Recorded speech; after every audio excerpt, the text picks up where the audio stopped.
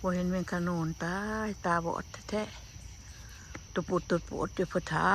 คือว่าบ่เห็นเจ้าพวกนี้พี่น้องเพิ่นบ่เห็นขอกันเงินมันบ่เชิงกันนะเด้นี่เห็นป่ะ เศร้าผสมพันธุ์กันเลย มันไข่ท้องใหญ่แล้วถือผ้าท้องใหญ่แล้วตกตรงนะพระเรายังมาด้วย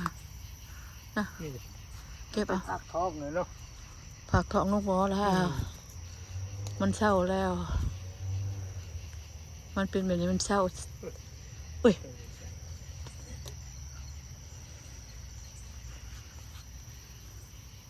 ท้องมันใหญ่แท้ในบ้านล่ะ ยังในเดินบ้านเจ้าของสบายบริยานเนี่ย จะล็อกได้ประตูจ้ะล็อกไม่ให้จิตประทัดไกลอยู่ยองนั้นกระบะจะคล้องนี่แหละ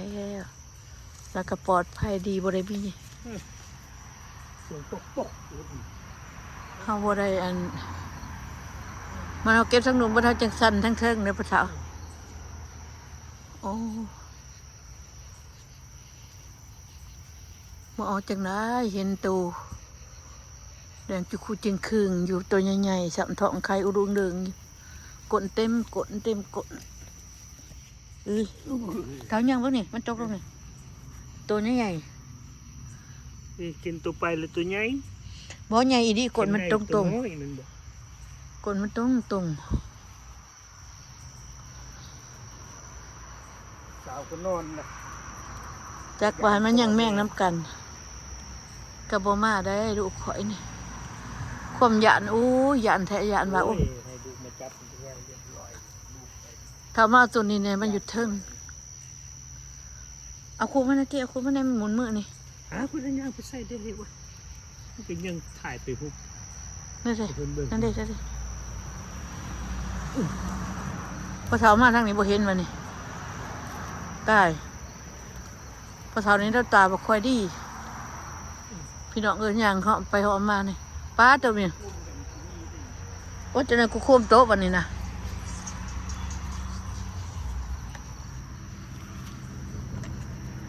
เรื่องนี้กินพี่น้อง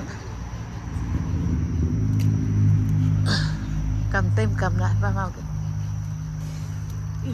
มาเด้อพี่น้องมาเก็บแม่ขนุนน้ำกันเด้อพี่น้องอย่าเผา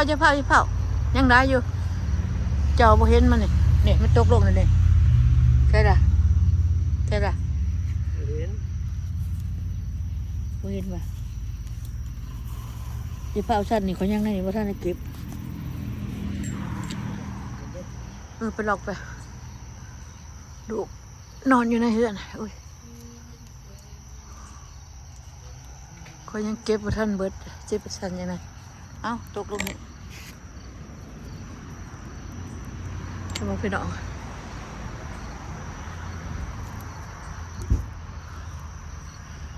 นี่บินอยู่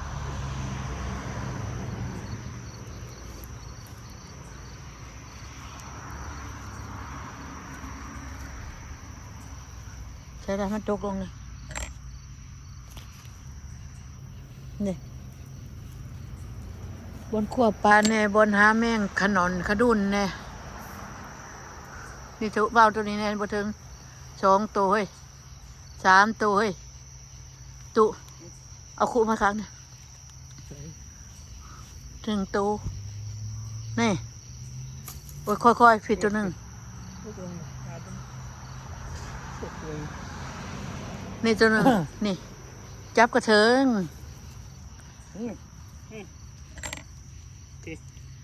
ทุกคนใส่นี่ผมมันหมดลงดิน มันกระโดดเลยตกต้มกระโดดนู่นละ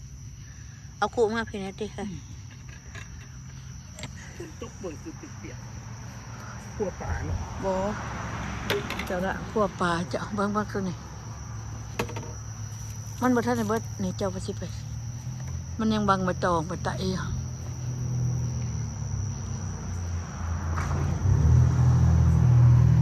ขอโทษเด้อพี่น้อง นี่ยังเส้นหน้านะเหรอ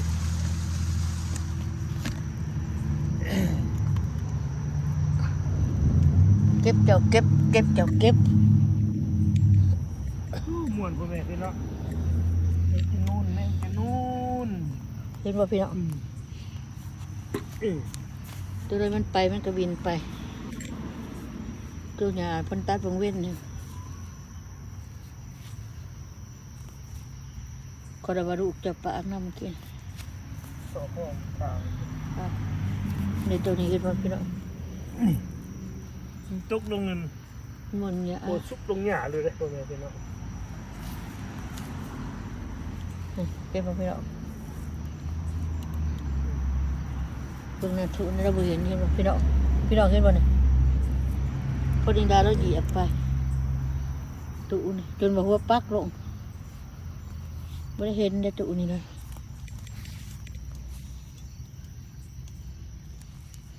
สั้นในข้างนี้ว่าครับมาสั้นข้างนี้เลย วันที่สี่ขาดไปสายเนี่ย อันนี้ตัวนึงเอาก่อนกำกล่องก่อนเนี่ยไงเนี่ยกำเพชรชายก่อนเบิ้งกำกล่องได้แล้ววันนี้มึงหนึ่งกำถือตัวนี้ไปกำบ่ถือตัวนี้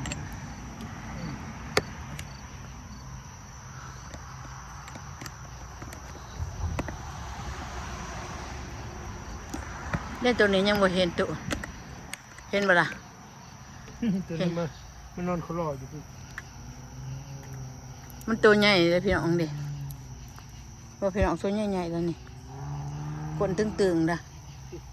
มันไข่ละไข่ตุ่งเลยเนาะเท่าเนาะ ตกลงหัวสั้นเข้าไปหญ้าเลยนะ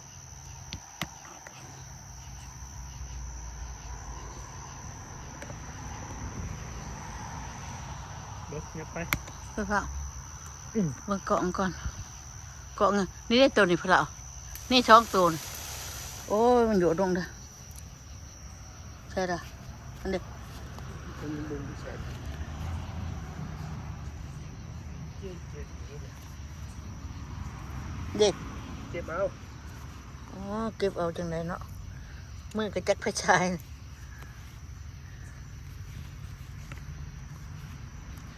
กันเงินไก่เขาจิบาที่เขาเห็ดหยังก่อนหาไม่จะนู่นเขาบริกูเด้อ อันนี้จิ้มติดเด็ด เดี๋ยวเขา มันไข่ไปนี่มันตึกเบ็ดบ่เจ้าคอยมักปันนี่แม่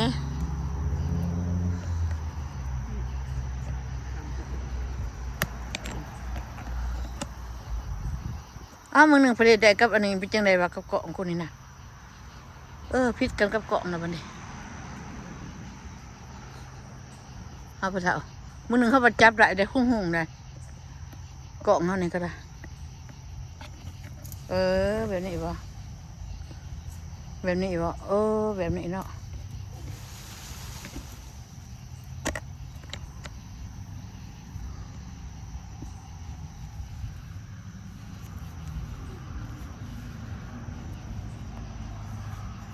จำหนึ่งมันบริตกเลยพะเถอะเขาหูมันบริตก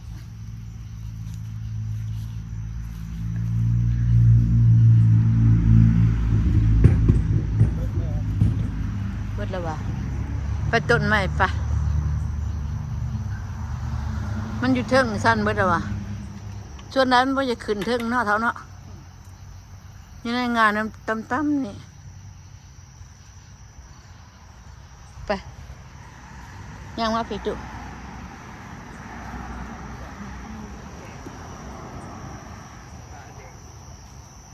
อยู่ที่ทาง โอ้นี่ส่วนนี่ตกสับนะนี่ดิ เรื่องลาย นี่บ่เห็นสับตกลงนี่บ่เห็นสับ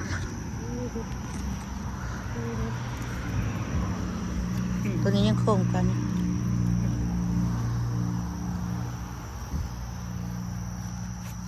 ตัวนี้ตัวนั้นตกเราบ่เห็นสับ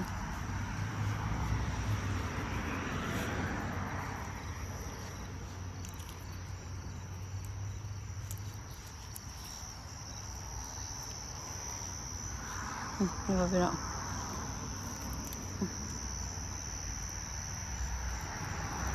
นี่คือตานี่หรือว่า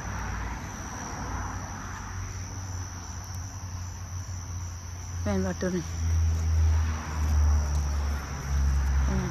มันตกลงนี่บ่เห็นซ้ำตัวหนึงตกลงปลายหญ้าดึกๆนะ นี่ ใช่ คือบ่เอา เฮาบ่เห็นอ้าวคุหลายตัวเลย เอาตัวเห็นก็ตัว ต้นไอ้พวกคนน้อยๆมันก็มากัดมากินให้พี่น้อง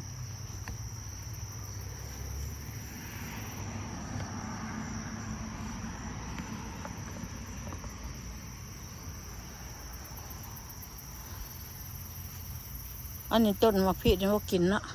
มันขม จังได๋ไปทางนั้นได้ภาษาสิเหยียบเลยต้นได้นี่นะ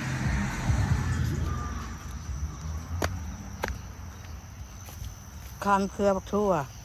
ที่ยิงไปใช้ทางใช้สาร เออ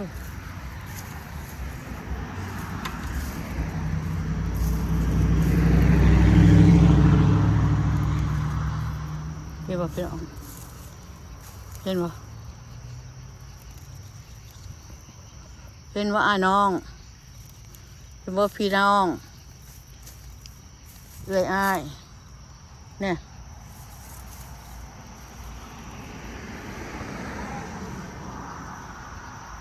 โอ้ต้นนี้ได้อยู่เลยเถอะต้นนี้ได้อยู่เลยป้าจุกมาหอดพี่อ่ะ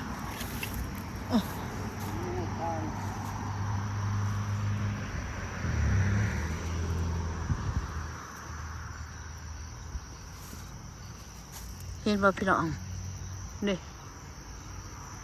โอ้ยตกสองตัวพี่น้องสองตัวเอาตัวหนึ่งเอาตัวสองโอ้ยสองตกลงมันก็บ่เห็นแล้วนี่ขี้หญ้าอะไรนี่ได้นะเห็นอยู่ตกลงสองตัวก็ได้ตัวเดียว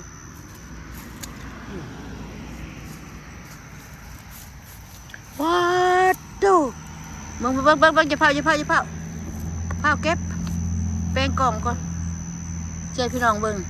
พี่น้องเห็นบ่ นู่น พี่น้องฮะตกลงเห็นบ่ตกลงสองสามตัวเห็นบ่กล่องขน่อยบ่มืดนี่พี่น้องก็สิบ่เห็นน่ะพี่เนี่ยเบิ่งใส่เบิ่งตัวนี้อ่ะเผาก่อนเบิ่งคักๆพี่น้องเห็นบ่พี่น้องฮะเสร็จแล้วตัวนี้ไปละยังเนาะยังตกลงกันละโอ้ย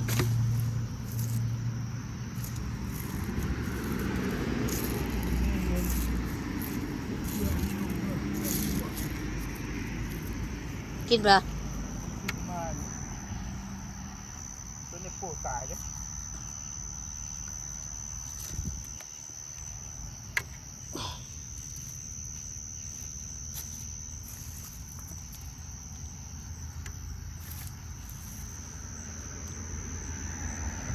เดี๋ยวพี่น้องไปบอกพี่น้อง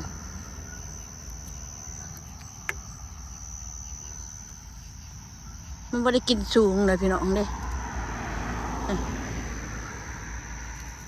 มันไม่ได้อยู่สูงเลยหมาอันพวกนี้นี่เป็นบอกพี่น้องนี่ตัวหนึ่งนี่มันไม่ได้อยู่สูงนะอยู่ต่ำนี่เป็นบอกพี่น้องไม่ได้อยู่สูงแจ๊กดีเลยนะคนตรงนี้มันเปียกนะว่าถ้าเรื่องดีกับบ่มีนี่เห็นบ่มีแต่ในดงๆนี่เนี่ยยังเชื่องกันอยู่ตัวนี้เห็นบ่พี่น้องเห็นบ่ตัวใหญ่ๆ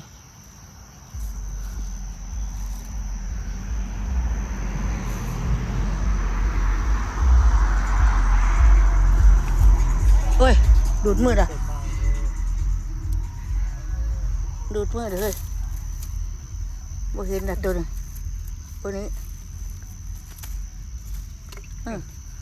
บีบเกือบหมด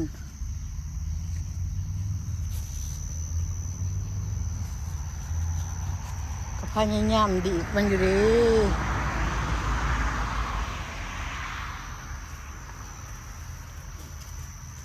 ไม่เห็นว่าพี่น้องเฮ็ดแห้งซะละมันบ่ไปเบิดแล้ววะ ติดเกลือมาบวกลง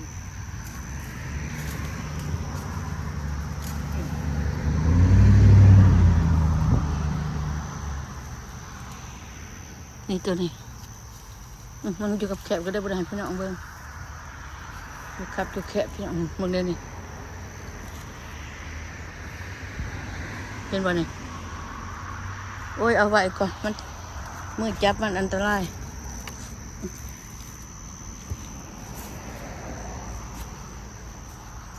พี่น้องเห็นบ่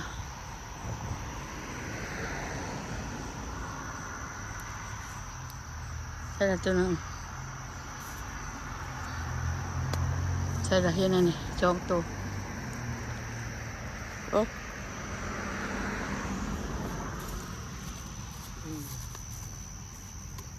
ผู้ชายตัวนี้หอนมือเลยปะเถานี่เห็นบ่พี่น้องเห็นบ่นี่ได้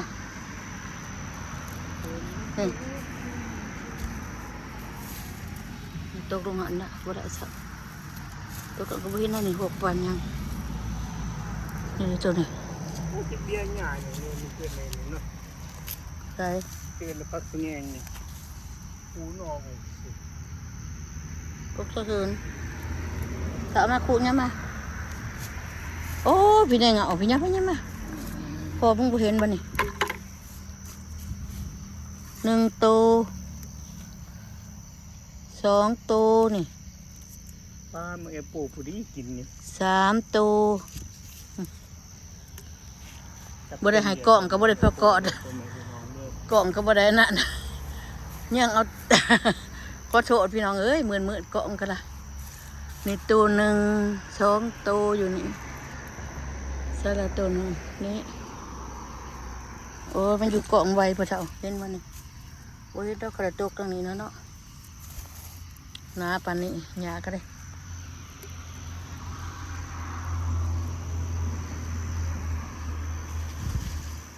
ไปชั้นนะชั้นมันก็บ่ได้ดอกมันตกลงเท่าปลาหญ้าหนาปานนี้นี่เดี๋ยวตัวนึงพี่น้องเห็นบ่นี่แหน่ดูดมือสั่นตกลงเขาบ่ยังเบิ่งเพราะว่ามันบ่เห็นหงตกลงเข้าไปบ่เห็นโดดหญ้าลายบ่ได้ตัดหญ้านี่นะหาเอาแต่ตัวได้อยู่เทิงนี่แหละแต่บ่ได้ก็คือบ่ได้เลยพี่น้อง พอละไปทางหน้าบ้านไป เผาก่อนพี่พอเท้าเอาคู่มาแม่ยายพี่น้องเบิ่งก่อนเป็นบ่พี่น้อง1 ตัว 2 ตัว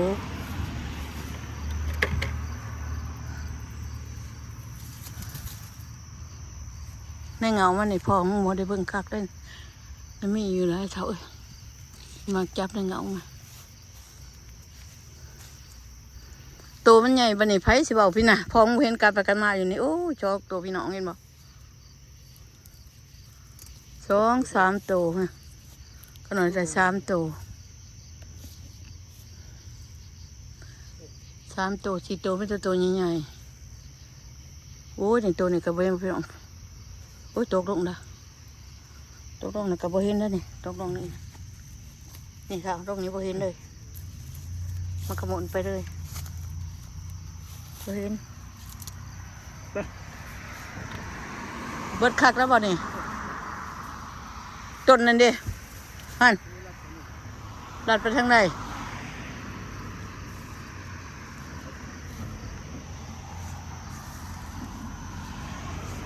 นี่ตุนี่เราบ่เห็นเลย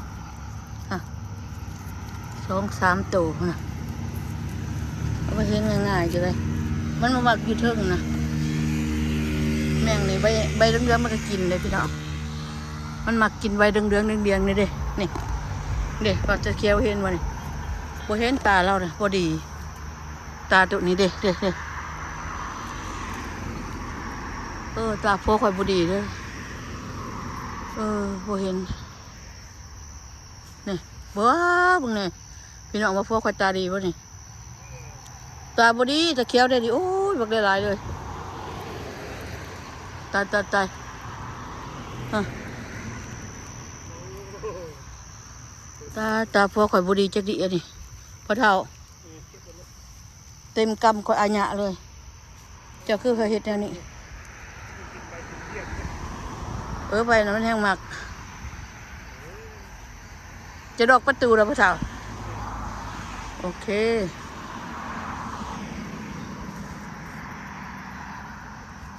นี่จะว่าพัวข่อยตาดีบ่นี่โอ้ได้เรื่องบ่ได้เรื่องตัวแค่เพิ่นเอาเนี่ยยังได้หลายเลยเต็มกำเลยนี่ปานนั้นชูนงามดึงขวกก็บ่ตกเลยนี่นะ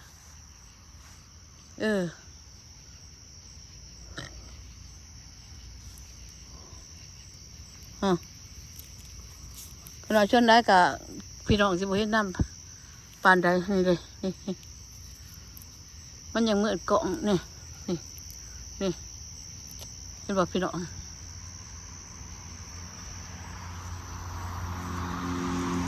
นี่ตัวนี้เราไม่ได้เห็นเลยนี่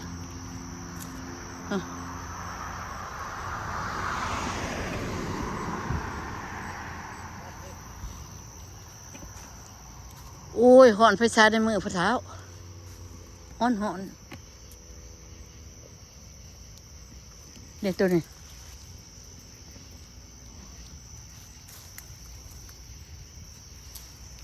น้องเถื่อกับพระชายกับโบเด็กตรงกับเกาะพี่น้องเพราะขนาดหอนมือ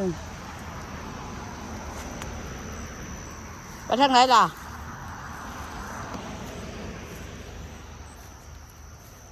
เอาเบิ่งได้แถวสิกรรมให้เบิ่งนี่ฮะเปิดให้เบิ่งเอาสิเปิดให้เบิ่งมานี่มันจับไปหาน่ะให้บ่อย่ามันปล่อยมันไปมานี่นะบ่พี่ตัวนี้ก็ได้เห็นว่าพี่น้องนี่พูดตัวนั้นอยู่เทิงพวกเท่ายืดเนี่ย2 ตัวเท่านี่มันมาจากตัวนั้นนะก็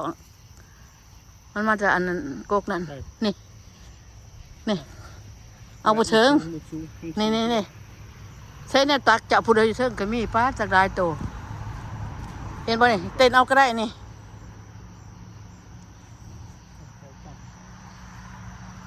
เต้นเอาก็ได้บอกเพิ่นว่าเต้น